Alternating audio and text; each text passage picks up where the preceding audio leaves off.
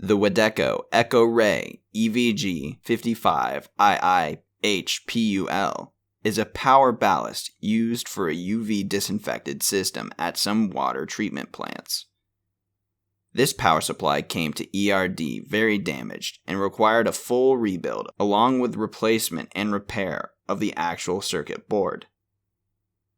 After the repair, we were able to fully power up the system and enable the unit to go into operation as shown in the video. We did not have the ability to fire the tube safely for the video, so only the boot sequence was filmed.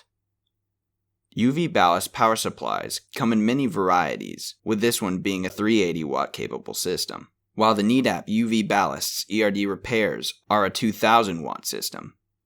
At ERD, we can work on any of the size systems. Thanks for checking out the video. Subscribe to ERD TV for more videos of our repairs.